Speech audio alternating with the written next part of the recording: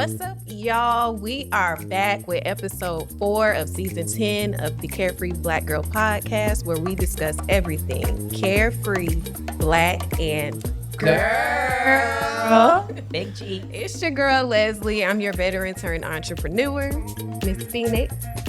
It's your girl, Kakashi Luxe, a.k.a. Phoenix Luxe. I'm representing for the Leaf Village today.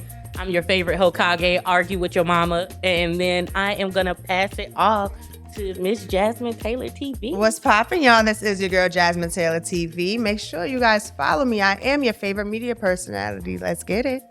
And it's your girl, Hazell Harve, the realest of the real, covering all beauty and ballroom. Now let's get this episode started. Period. So the first thing we're going to jump into is our Carefree Black Girl of the Week, y'all. Of course, you know the Olympics has been going on for the past month and some change. Mm-hmm. And our girl Simone Biles is our Carefree Black Girl of the Week.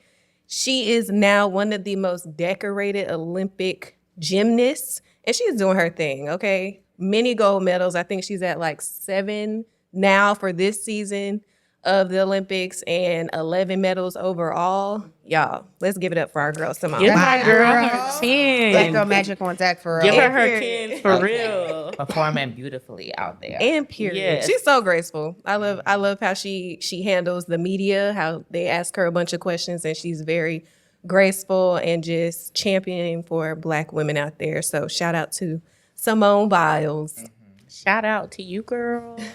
Okay, so now we are going to get into our girl segment where we talk about what's going on with the girls and the culture. And of course, again, we are going to be talking about the Olympics because like we talked about last episode, Black women are doing their daggone thing in every single when Black women, and they be Black like women. This is the most, like, we had a lot of like Black women inside the Olympics. So this is like a very and dominating. And it's been making them scared.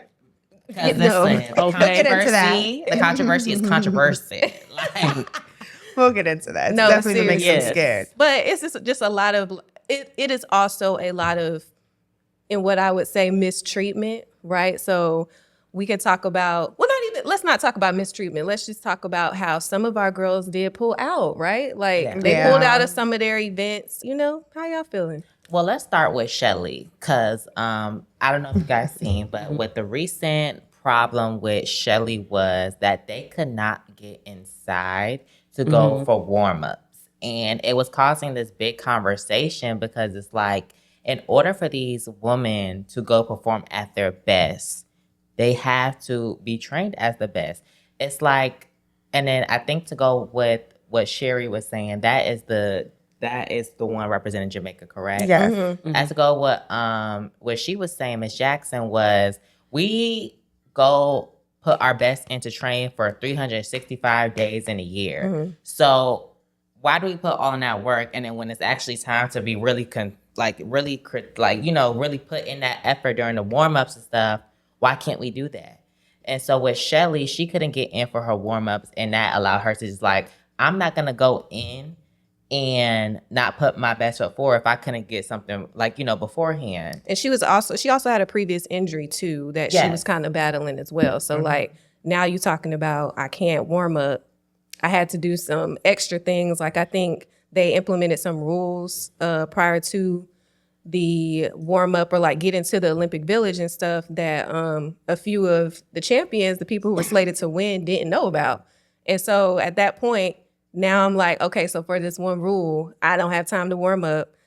I then risk myself getting hurt and not being able to compete for other events. So like, yeah, I'm gonna have to choose me. You know what I'm saying? Like Me personally, That's I was gonna say I probably would have done the same thing, to be honest, because it would have, like you said, she went through an injury. I've been training 365 days. Like not even just 365 days, my entire life. You didn't just wake up one moment and say, hey, this is what I want to do. And now it's different rules, it's different strategies that you guys are implementing because y'all are seeing that we're really rising above. You get what I mean? And now it's becoming unfair. And on top of that, we're all being mistreated. There's lots of like videos on YouTube about the food they're being given. Just a lot of different things where to me personally, I would have been like, you know what? It is what it is. I'll holler at you on the flip side. Yeah. Because I put me first. And in anything it is that you have to do, I feel like you do have to put yourself first. I think the lesson for me as like a certified rehabilitation counselor, for people who don't know what that is, that's a counselor who has a specialty working with chronic illnesses and disabilities. Black women are so much more likely to not be believed about their pain, about their suffering. We've seen it time again in sports with Serena Williams. We've seen it time again when women injure themselves. I think I applaud them for choosing them, like accommodating yourself when they're moving the goalposts and taking care of you. And I appreciate that in them doing that at the highest level of their career. Like even with all this pressure, it's like, no, I got to take care of me and my body and my health first. And I'm not going to let y'all move the goalposts and then expect me to compete the same. So Right. I appreciate that they did that. And Black women should do that. all the Put time. themselves first. I agree. All the time.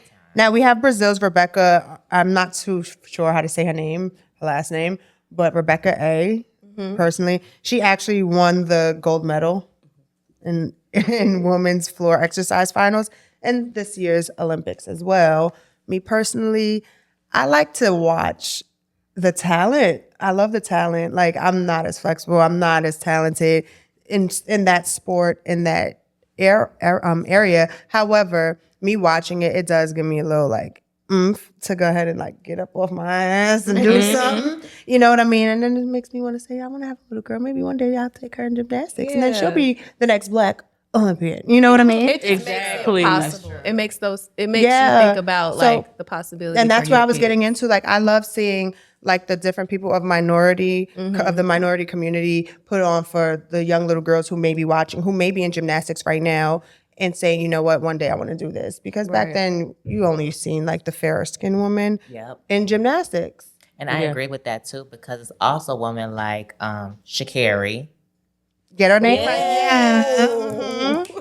So like Sha'Carri, like, you know, she is kind of like one of our girls that's out there her so pushing much. forward. Representing Miss Flo Jo, baby. She got, Yes. Like she got the bust down, she got the long nails, and you still see her just prospering. I love when she posed, like when she knows she about to win. And shout out to her because she was also one of the women that was denied access to go in for a warm up, but she still went She still in did her thing, and raced, and she did get second place. So congratulations. Do you feel like that's because she has more to prove than other females only because of what happened to her a few years ago? Like, I don't think it has to really do anything with her past. Like, this is the Olympics 2024. Like, for her to get this, like, you know, early in her career, I think she was just pushing forward to, you know, just to be her best self.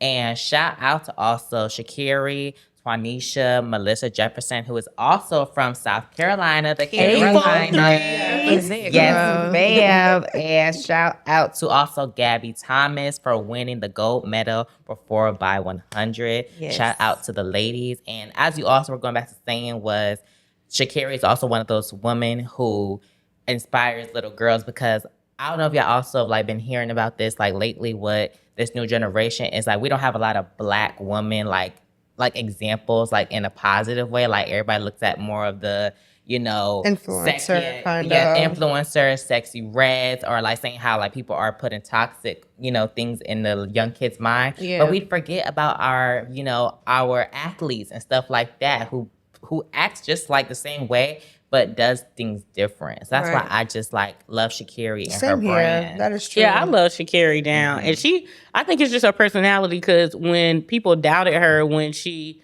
was doing like the tryouts, and she said, I'm not done. Congratulations to the winners. But this is not the last time y'all are seeing me. It was like, I feel like something all Black women can resonate when everyone thinks all the doors are closed and you like, well, I'm gonna make one. Right. And so I feel like that's her personality. And I think for Black women, it's important to see the duality of both. Knowing when I need to push through, but also knowing when to say, I'm good. Like for this moment, I'm good for me. So I think it was just beautiful to see. And for people complaining like of the Black models we have, why don't y'all post Sha'Carri? Like, why don't y'all post Melissa? Why aren't y'all posting all these positive Black women? You know, don't say they're not out there. Just say you're not looking for them. and you want to talk about Black women in a negative light. Yeah. Pop that tea. No, I hear you, but I think I want to talk about what you said about like opening or making your own doors. You know, there is Rebecca, there's Jordan, there's Simone, who all 3 Black women placed in the floor routines at the Olympics, honey. And the praise that those girls gave Rebecca when she stood up and got her gold medal, like, one, Absolutely. Period. Because yes, we're going to champion and stand by Black girls, Black girl magic all day. But on the other hand, it was like 2 I'm things. tearing up because I'm fast emotional. Yes, but I it love was It's really beautiful to see, honestly. yeah, no, but there was a lot of controversy, even from our community, about that praise. I You hate know, it. and I give my girls I hate to flowers. see it. Yeah, I really do hate to see it because we don't get enough like credit, right, from the world for what Black people do, let alone from our own community, who, you know, doesn't give us everything we deserve. So I really appreciate that they did that. Aw. But don't do it, y'all. You're gonna cry. But on top It just goes to show you guys how hard it is as Black women, as minorities of whatever background that you come from as a minority. It can be Hispanic, it can be African American. It's just hard. It's just difficult. But to feel praise, and then let's talk about, was it Rebecca who ended up getting her medal snatched? Jordan. Yeah, you know, so Jordan things Chile. like that. It's like, dang, I worked this hard and now snatchies, psychomike, like, you know. But you know And what it's makes like- me like happy? What they cannot take from her. I don't know if y'all recall. I remember seeing in the social studies books of where there was an Olympian and he did the Black Power fist, and somebody joined him in solidarity, and we saw that and we learned that they will never take that moment of Black women giving each other their flowers. Like, our kids will have that like documented and cemented as seeing like the world's greatest Olympian in gymnastics, Simone, saying, you know what? Right. I salute you too, because you're great too. Like, we don't have to be a cat fight. Well, also, So I no matter what they do, like, you can't take that moment and that feeling from her, and you can't take that history from us. One, because we too loud now. Like, very true. so it just makes me like, I'm glad she's taking care of herself and stepping away from social media, but I'm also so glad that, like, that's what divine timing is. Like,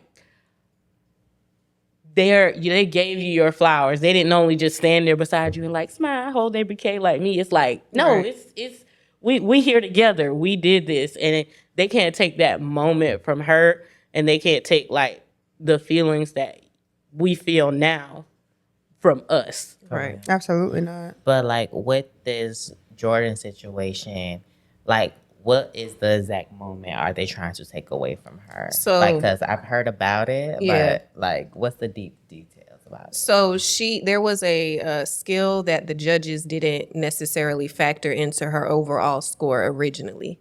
So her coach submitted like a appeal or like a rebuttal. I'm not sure the right terminology. And then they ended up counting it, which resulted in her winning bronze.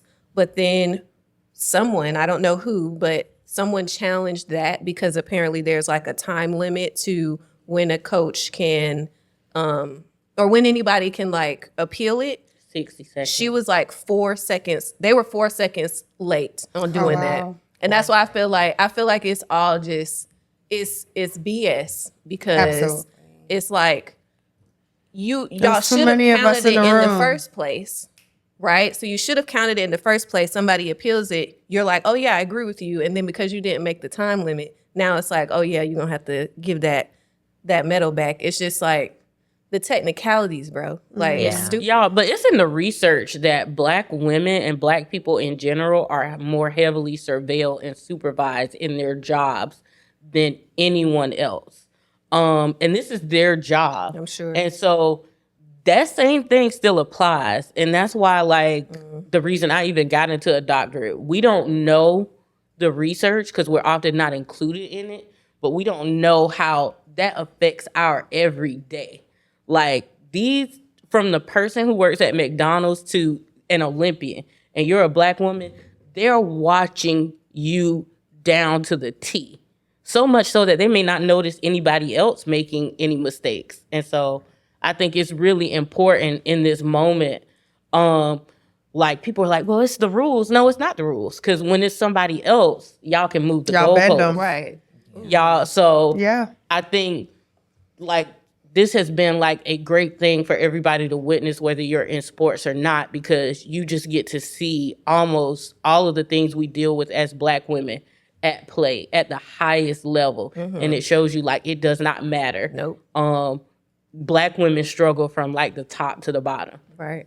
So I think we could just clear it off with shout out to Jordan, and we hope that you are taking your time to, take your space and live with this. And I hope the Olympics learn to take this more seriously for our women, our Black women, like, learn to get things right so we wouldn't have to face with this, so Jordan doesn't have to face with this either as well. So shout out to Jordan.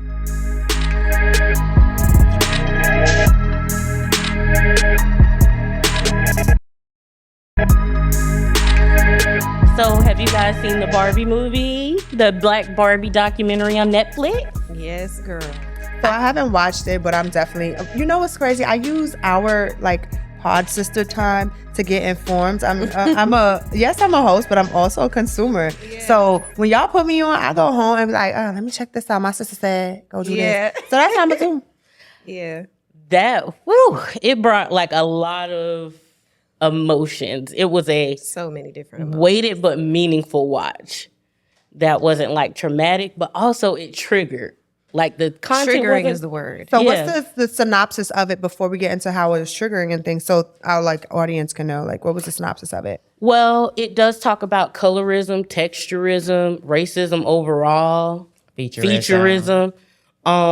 So it's, if you've experienced those things, as many Black women have, it can really, because they do such a thorough timeline. We're talking about going back from the 40s all the way to current. And this is all just so they can break down how the Black Barbie itself was created, correct? Like, it's not just a doll. Like, this thing had almost its own microsystemic, which is a smaller civil rights movement, just to be brought forth. Yeah. So it was a lot. What was the most triggering parts, if anybody wants to share?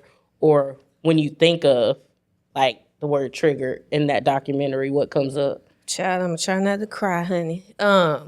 But the part where I think her name was Melissa, or I couldn't remember her name, but I looked her up.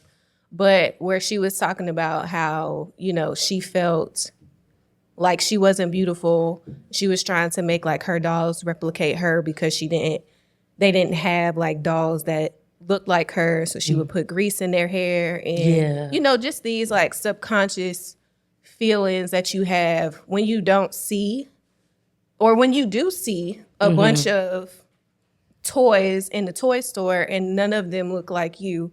So, and then you are consuming media, right? So you see a bunch of white people, white kids, white dolls that don't look like you, but yet these are the toys you have to play with.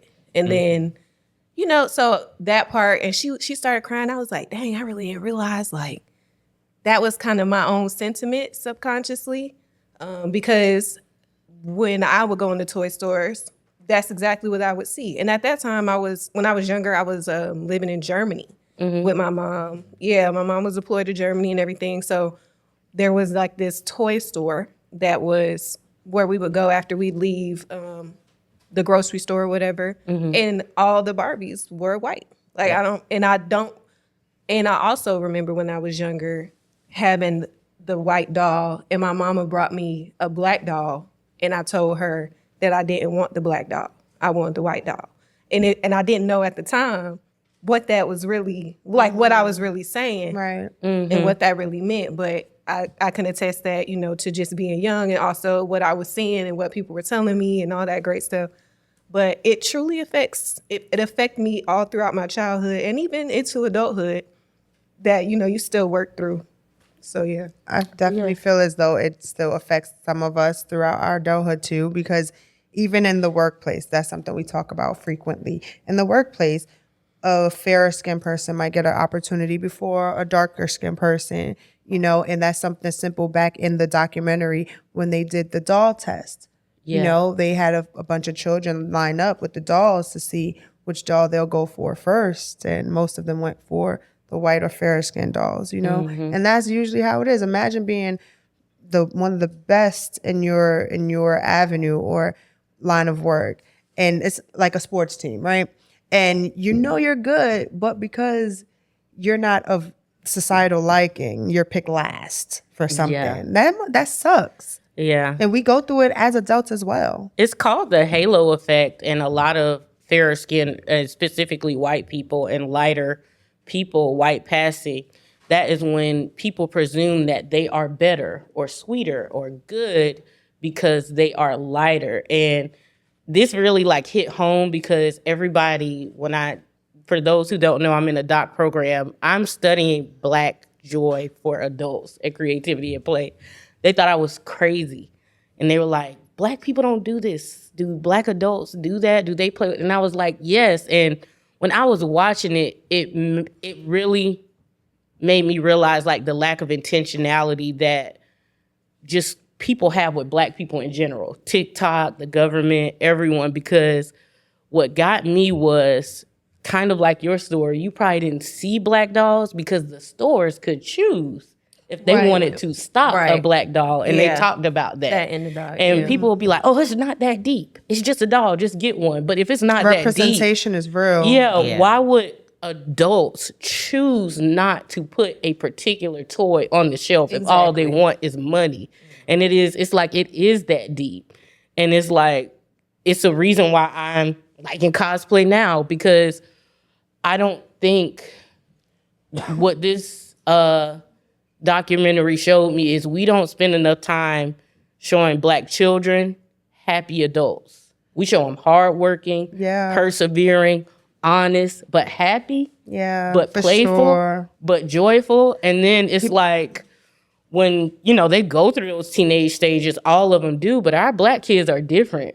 Like, we weigh them down. And I've even heard parents say, and I've heard my parents say, well, the world's not going to take it easy on you. That's why you should. That's why, exactly. Yeah. The harshness is inevitable. It's going to come. Yeah. And it just, seeing just this timeline of this doll, and it took, I think they said 26 years for the first official Black Barbie to be produced. Just for our kids to have it. It was like that was like mind-boggling to me, because it made me think of like not even me, but like my parents and my grandparents. Like, what world did y'all grow up in? Sitting here talking about this talking about the fairer skin and the Black dolls, it reminds me of like some years ago, my wife and I, we were like just talking, and I said something so hurtful to her. I was like, well, you wouldn't understand because you're light skinned. Right. Mm-hmm. And she looked at me, and I could just tell her heart broke, because I never really looked at like, okay, you're light skinned, so you might be going through things within your family, your society as well. Mm-hmm. But she was like, just because I'm light skinned doesn't mean I always had it good, you know? But I was like, what downfalls did you have as a light skin? And I was being so ignorant about it. And it caused like a slight argument, but then she resurfaced and was like, listen, I'm the lightest in my family. I was never chosen.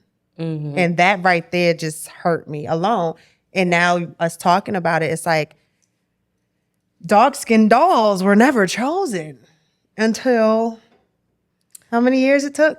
Like 26. But even when they made them. Yeah, she was still like. She still wasn't wanted. Yeah, the stores could be like, no, we're not selling that. And it's like the lack of control. I think the one thing as inspiring as the documentary was, it's like it broke my heart, the lack of control that Black women face from childhood to adulthood, like our autonomy. Like, how are you gonna tell us they've already made the doll and y'all like, no, you still can't see yourself. Your kids can't either. And then it's like, how do you not get exhausted with your existence? And so it's like I said, it's really dear to me, and it's why I try to keep things so playful, because I'm someone who doesn't believe in liberation without joy. Like, even Martin Luther King sat on the beach with Coretta. You know, they have pictures of that, and I feel like the documentary showed the importance of things that we take for granted. Like, it's just a toy. So for people like me, we're definitely when I leave you guys, I'm definitely gonna go home and check it out. So if you haven't, make sure you guys check it out on Netflix. I mean, Hazel, I will. Did you get to catch it? No, I haven't. You gotta watch it, girl. I do, but I've heard a lot about it, and I think it's important. I think it's important for everyone to go check out and see, and really just learn your history about it.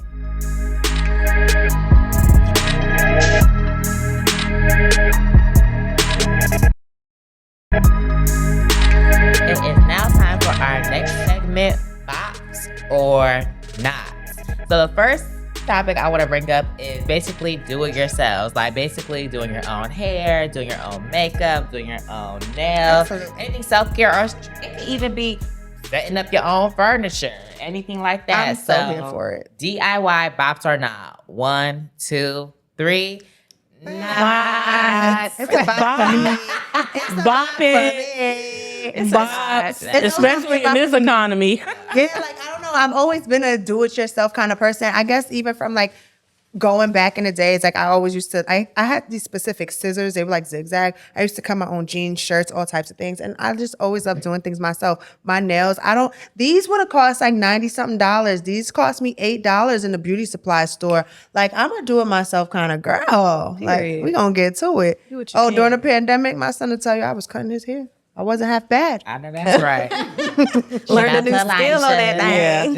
Yeah. So I'm a cosplayer, so it's needless to say I made this vest. I don't have money for all those expensive ass cosplays. So it's a bop for me. Like, you have to get creative, you know. So I paint, I craft, I sew, I upholstered a chair. Yeah, so oh yeah, you a real do it yourself. I ain't that deep, but go ahead, girl. What's your bad self? For me, it just, I would never have those. I would just never have those. No, it's just I would never have those skills. Like, the way y'all do it and it comes out perfectly, love it. But me, no. Like, it's just some people that got the talent and skills to do like on your own, and it comes out perfectly. Do you know how to braid? No, like I know how to braid. I don't know how to cornrow, but I know how to braid. Right. Okay. So yeah, it's just for some people it works out, and for some people it don't. So hey, it's a bop for some people. It's a not for some people. But let's get onto some music. Like, a lot of the girls have been dropping lately, and Miss Latto just dropped I think it's her third album, Sugar Honey Iced Tea. So we're gonna give it a bop or a not in 3, 2, 1. Bop. it was cute. I was about to say cute. It was cute. It was cute. I think it's cute because I thought it was Listen. No, I'm not gonna front. I enjoyed it. And I remember I saw somebody on Instagram say it was a no skipper. I can attest to that. It was a no skipper. I did not skip not one song. Then I saw somebody, Ebro, he said that it was it reminded him of Jay-Z flow. A few of the tracks reminded me, like, I heard Drake being featured on them, a few of the tracks, right? And it was cool. I like her growth. I like this era that she's in, and it was cute. But I've never been a super Latto fan. I don't know if it's because I have a hard time seeing the grown ass woman that she is now, as opposed to seeing her on television back in the day. I think that's what's hard for me to really be like, yeah, Latto. I still see her as like Lil Sis.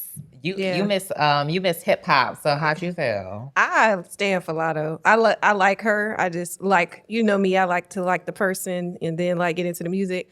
But from what I heard, I don't know if it was like a no skip, but if you like the person who like a little beat, you know, something that you can listen to while you getting dressed, something that gets you hyped for whatever, you know, like going to the day party or just kind of get you upbeat, I think this is the album for you. Also, if the messaging is that, you know, you're not going to settle for less, like you really in your I'm that girl era and you like what you like, then I think this would be a bop for you, for sure. And I feel like with the girls, it also comes to like, give me a project. Stop just giving me a bunch of songs on one album. Right. Give me a project. The transitions, nasty. Yeah. Transitions is nasty. Like Cool. back to back, it's to me, it's a great project. No, I agree. To me, I said cute only because of my liking. Yeah. It's like a personal thing, and y'all, it's like I feel like Latto would have been a bop if I was like 20 in college, because I was definitely in that headspace. Yeah.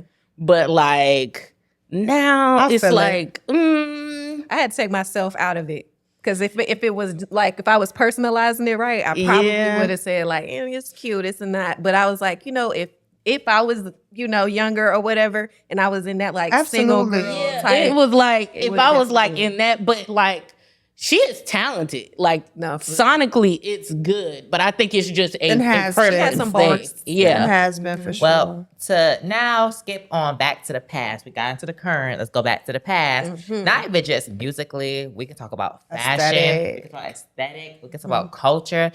The Y2K era. Like, so the Y2K era.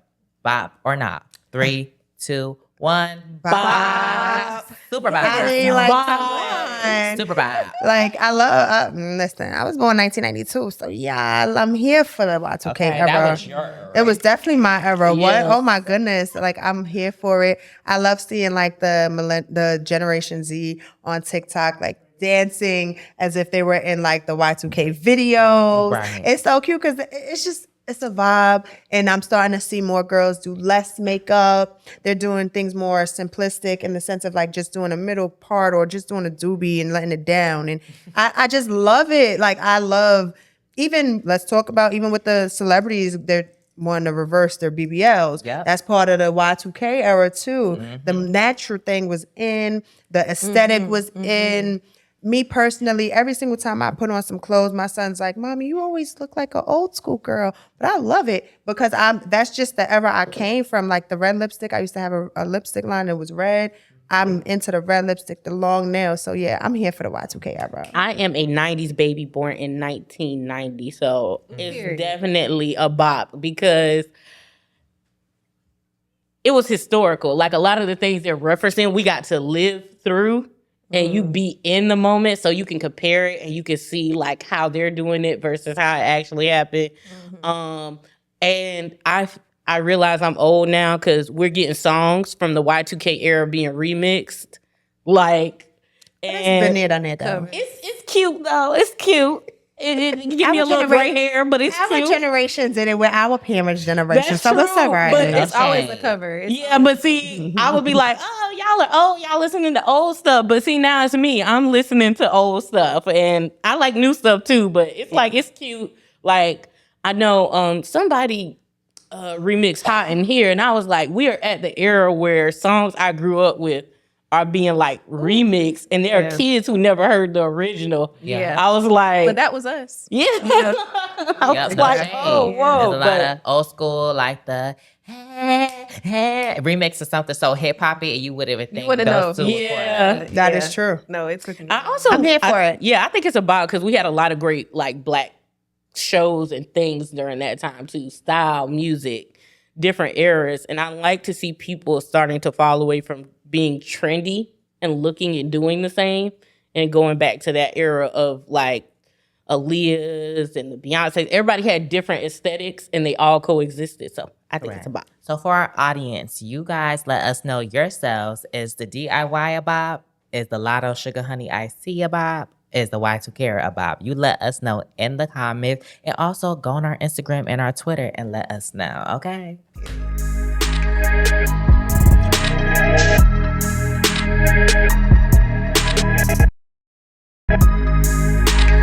Okay, y'all. So before we head out, we want to talk about our girl to watch, which is Miss Leia. Okay, she is a singer, and she's giving us, that 90s, 2000s R&B vibe, which I absolutely love because I am also a 90s baby, period.